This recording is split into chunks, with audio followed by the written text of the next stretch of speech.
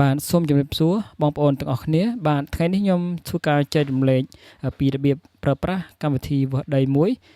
ដែលមានឈ្មោះថា Field Area អញ្ចឹងបងប្អូនដែលមានបំណងចង់ដឹងអំពីរបៀបក្នុងការវាស់ដីដោយខ្លួនឯងឬក៏បងប្អូនដែលមានត្រាក់ទ័រឬក៏ម៉ាស៊ីនច្រូតអញ្ចឹងបងប្អូនអាចទស្សនាវីដេអូមួយនេះខ្ញុំនឹងធ្វើការចែករំលែកពីរបៀបក្នុងការប្រើប្រាស់ឬក៏ការកំណត់ទៅលើ setting របស់កម្មវិធី Field Areaបាទអញ្ចឹងបងប្អូនអ្នកដែលចង់ដឹងអំពីការប្រើប្រាស់សម្រាប់កម្មវិធីមួយនេះអញ្ចឹងបងប្អូនអាចធ្វើការដំឡើងដោយខ្លួនឯងឲ្យហើយសិនមកបងប្អូនទាំងអស់គ្នាមិនថា Android ឬក៏ iPhone នេះទេអញ្ចឹងបងប្អូនអាចធ្វើការដំឡើងឲ្យរួចសិនខ្ញុំនឹងធ្វើការបង្ហាញពីរបៀបក្នុងការប្រើប្រាស់ឬក៏ការកំណត់ផ្សេងៗនៅក្នុងកម្មវិធីមួយនេះបាទអញ្ចឹងកុំឲ្យខាតពេលវេលាយូរខ្ញុំនឹងធ្វើការចូលទៅក្នុងកម្មវិធី Field Area មួយនេះដើម្បីធ្វើការបង្ហាញឬក៏ការកំណត់ទៅលើ setting របស់កម្មវិធី Field Area បាទអញ្ចឹងបន្ទាប់ពីយើងធ្វើការចូលដល់ត្រង់នេះហើយគឺបងប្អូនអាចធ្វើការចុច map បងប្អូនចុច map ដើម្បីរកទីតាំងដែលយើងឈរបាទរកទីតាំងដែលយើងឈរអញ្ចឹងបន្តមកទៀតដែលយើងត្រូវធ្វើគឺយើងត្រូវទៅកំណត់ setting វាជាមុនសិនទើបយើងអាចប្រើប្រាស់ទៅវាត្រូវទៅតាមជាក់ស្ដែងរបស់ផ្ទៃកន្លាស្រែរបស់អតិថិជនឬក៏ស្រែរបស់ខ្លួនឯងបាទអូខេដើម្បីយើងធ្វើការទៅកំណត់ setting គឺបងប្អូនកលេចមើលខាងឆ្វេងឬខាងលើបងប្អូនកន្លែងត្រេក3បាទអញ្ចឹងបងប្អូនអាចធ្វើការចុចកន្លែងសញ្ញាត្រេក3ដើម្បីយើងចូលទៅកំណត់មុខងារ setting ជាមុនសិនទើបយើងអាចធ្វើការរើសទៅវាត្រូវទៅតាមទំហំដីរបស់យើងបាទអូខេអញ្ចឹងយើងចូលកន្លែងត្រេក3នេះមកបន្តមកទៀតបងប្អូនទាំងអស់គ្នាចូលដល់កន្លែងនេះសម្រាប់ iPhone គឺវានៅខាងលើណាបងប្អូនបាទប៉ុន្តែចំពោះពួក Android គឺវានៅខាងក្រោមអញ្ចឹងបងប្អូនរកមើលតែពាក្យ setting មកបងប្អូនចូលទៅវានឹងចូលដល់កន្លែងដូចគ្នាបងប្អូនបាទយើងចូលតែសញ្ញា console មកបាទយើងចូលដល់សញ្ញា console គឺវាចូលដល់កន្លែងដូចគ្នាអញ្ចឹងបងប្អូនអាចធ្វើការចុចកន្លែង console មកវានឹងចេញទម្រង់បែបនេះអញ្ចឹងកន្លែងនេះវាមាន2ជម្រើសបាទវាមានចំណុច2ទេដែលយើងត្រូវធ្វើការកែវាបាទអញ្ចឹងគឺវាមាន distance unit ហើយនិង area unit អញ្ចឹងបងប្អូនជ្រើសរើសdistance unit មុនអញ្ចឹងបងប្អូនកន្លែងនេះបងប្អូនជ្រើសរើសយកពី meter បាទ meter នេះវាស្មើនឹង ម៉ែត្រអញ្ចឹងបងប្អូនអាចគ្រីសមកកន្លែង ម៉ែត្រមកហើយយើងចុច save បាទយើងចុច save វាដើម្បីឲ្យយើងបញ្ចប់វាបាទយើងចុច save មួយបាទចុច save ហើយយើងជ្រើសរើសចំណុចទី2មួយទៀតបាទគឺ area unit អញ្ចឹងបងប្អូនជ្រើសរើសទី2មកដើម្បីយើងទៅកំណត់យកជាបតីកាឡាគឺយើងយកជាប្រភេទ ម៉ែត្រការ៉េវិញបងប្អូនបាទអញ្ចឹងបងប្អូនយកឲ្យលើតាមខ្ញុំមកយកកន្លែង meter វងកញ្ចក់ហើយនឹងម៉ែត្រការ៉េអញ្ចឹងបងប្អូនគ្រីសយកកន្លែងម៉ែត្រការ៉េនេះហើយយើងចុចពាក្យ save បាទដើម្បីយើងធ្វើការបញ្ចប់ដើម្បីយើងធ្វើការរើសបាទយើងចុចគ្រីសកន្លែងនេះហើយយើងចុចពាក្យ save មកបងប្អូនបាទបន្តមកទៀតយើងចុចកន្លែងសញ្ញាត្រេក3ដើម្បីយើងចូលទៅ map របស់យើងវិញបាទយើងចុចកន្លែង map នេះមកដើម្បីយើងចាក់ចែងទៅទម្រង់ដើមរបស់យើងវិញបាទបន្ទាប់ពីយើងធ្វើការសារ៉េវារួចរាល់អស់ហើយអញ្ចឹងយើងធ្វើការទៅរើសទាំងអស់គ្នាបាទអញ្ចឹងខ្ញុំសូមធ្វើការឧទាហរណ៍រើសស្រះមួយនេះចុះដើម្បីធ្វើការបង្ហាញបងប្អូនទាំងអស់គ្នាដើម្បីថាយើងរើសលក្ខណៈបែបម៉េចទើបយើងអាចរើសឲ្យបានត្រឹមត្រូវបាទក្នុងការរើសគឺបងប្អូនចុចអាខាងក្រោមខាងឆ្វេងនេះមកបងប្អូន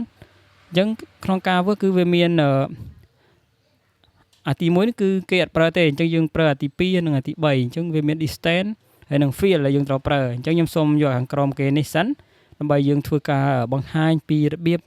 ក្នុងការប្រើបាទឥឡូវនេះចាំក្រោយខ្ញុំនឹងធ្វើការបង្ហាញពេលក្រោយតាមក្រោយទៀតអូខេអញ្ចឹងកន្លែងនេះពេលយើងចុចកន្លែង field មិញហើយគឺវាចូលដល់ទម្រង់បែបនេះអញ្ចឹងវាមាន2ជម្រើសសម្រាប់យើងត្រូវការប្រើវាបាទអញ្ចឹងបើបងប្អូនចង់ដើរបងប្អូនអាចចុចពាក្យ start មកបងប្អូនចុចពាក្យ start ហើយបងប្អូនដើរឆ្វែលជុំវិញទីតាំងដែលយើងចង់រើសបាទប៉ុន្តែបានធ្វើបង្ហាញទេបងប្អូនខ្ញុំសូមធ្វើការរើសដោយប្រើការចុចក្នុងដៃយើងតែម្ដងអូខេអញ្ចឹងខ្ញុំសូមធ្វើការ zoom ដើម្បីយើងធ្វើការចុចយើង zoom ជ្រុងស្រែរបស់យើងឬក៏ស្រះរបស់យើងអញ្ចឹងមកយើងចុចតាមជ្រុងវាបាទយើងចុចតាមជ្រុងវាអញ្ចឹងមកចុចតាមជ្រុងឲ្យបាន4ជ្រុងមកបាទយើងចុចបាន4ជ្រុងហើយយើងក៏លេខមើលព្រំរបស់យើងត្រូវឬក៏មិនបងប្អូនអញ្ចឹងបងប្អូនក៏លេខមើលថាបើវាអត់ទាន់ត្រូវទេអញ្ចឹងយើងចុចអាកន្លែងចុចសបងប្អូនយើងចុចមកពើអញ្ចឹងមកវានឹងចាញ់សញ្ញាឲ្យយើងទាញហើយបងប្អូនយើងទាញឆ្វេងស្ដាំឲ្យត្រូវទៅតាមព្រំរបស់យើងសិនមកបាទយើងទាញឆ្វេងស្ដាំឲ្យត្រូវអញ្ចឹងមកបន្តមកទៀតបន្ទាប់ពីយើងធ្វើការ ទាញវាបានត្រូវព្រមអស់ហើយបងប្អូនទូកលេចមើលផ្ទៃដីបាទផ្ទៃកាឡារបស់ស្រែឬក៏ចំការរបស់អតិថិជនបាទយើងមើលមកវានឹងឃើញចំនួនម៉ែត្រការ៉េហើយដូចក្នុងវីដេអូនេះជាក់ស្ដែងគឺបងប្អូនឃើញ7704នេះគឺជាផ្ទៃដីសម្រាប់ស្រះមួយនេះវាចេញជាលក្ខណៈម៉ែត្រការ៉េបងប្អូនអញ្ចឹងបងប្អូនចង់គិតជារ៉ៃចឹងបងប្អូនអាចយកទៅចែកនឹង1600ទៅវានឹងឃើញចំនួនផ្ទៃដីនេះតើវាមានប៉ុន្មានរ៉ៃអញ្ចឹងបងប្អូនអាចយកទៅចែកនឹង1600មកវានឹងឃើញចំនួនរ៉ៃហើយបងប្អូនតើបើយើងធ្វើការដឹងអំពីរបៀបក្នុងការវើហើយអញ្ចឹងបងប្អូនចង់សេវទុកបាទយើងអាចសេវទុកបានហើយកន្លែងនេះបងប្អូនអាចធ្វើការដាក់ឈ្មោះអតិថិជនឬក៏ឈ្មោះម្ចាស់ស្រែរបស់អ្នកណាម្នាក់មួយមកសម្រាប់យើងទុកសម្គាល់នៅពេលក្រោយពេលដែលយើងធ្វើការភ្ជួរឬក៏ច្រូតនៅពេលក្រោយក៏យើងអាចដឹងអំពីផ្ទៃដីនោះយើងមិនបាច់ធ្វើការវឹសម្ដងទៀតទេអញ្ចឹងបងប្អូនអាចងាយស្រួលមែនទែនសម្រាប់ផ្ទៃដីដែលយើងធ្លាប់បានវឹសគឺវានឹងធ្វើការសេវទៅក្នុង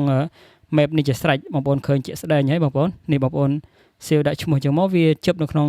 កម្មវិធី Field Area នេះស្រាប់អញ្ចឹងបងប្អូនចូលពេលក្រោយមកបងប្អូនមកច្រូតម្ដងទៀតឬក៏ភ្ជួរម្ដងទៀតវានឹងចាញ់សញ្ញានេះប្រាប់បងប្អូនថាយើងធ្លាប់បានវឹសអញ្ចឹងយើងងាយស្រួលពុំបាច់យើងធ្វើការវឹស2ដងទេបងប្អូនអញ្ចឹងបងប្អូនអាចធ្វើការសាកល្បងមកវាងាយស្រួលមែនទែនបាទអូខេអញ្ចឹងបងប្អូនចង់លុបវាវិញបាទចង់លុបវាចាញ់វិញកុំឲ្យវាជិបអញ្ចឹងបងប្អូនអាចចូលកន្លែងសញ្ញាត្រី3មកបងប្អូនចូលកន្លែងសញ្ញាត្រី3ដដែលហើយបងប្អូនជ្រើសរើសពាក្យ list បងប្អូននេះពាក្យ list នេះមក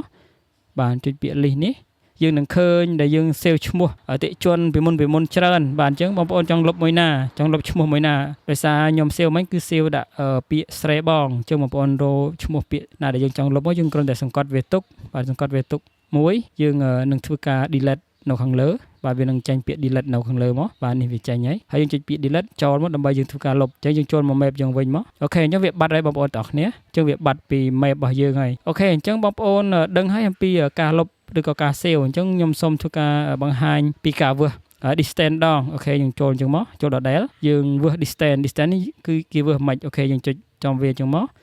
distance នេះគឺជាការវឹសចម្ងាយបងប្អូនបាទគឺជាការវឹសចម្ងាយឥឡូវខ្ញុំសូមធ្វើការចុចអូខេចុចពីជ្រុងមិត្តស្រះអូខេនេះមិត្តស្រះនេះបាទហើយខ្ញុំសូមចុចមកកន្លែងទីតាំងដែលក្បែរដែលខ្ញុំឈរអូខេអញ្ចឹងបងប្អូនកលេចមើលចំនួន198ម៉ែត្រអញ្ចឹងវាចេញជាលក្ខណៈម៉ែត្រអញ្ចឹងបងប្អូនអាចធ្វើការមើលមកបងប្អូននឹងដឹងហើយថាចម្ងាយពីកន្លែងចំណុចណាទៅចំណុចណាវាមានប្រមាណម៉ែត្រអញ្ចឹងបងប្អូនអាចប្រើកម្មវិធីមួយនេះដើម្បីយើងធ្វើការវឹសដឹងបាទគឺងាយស្រួលមែនទែនបងប្អូនទាំងគ្នា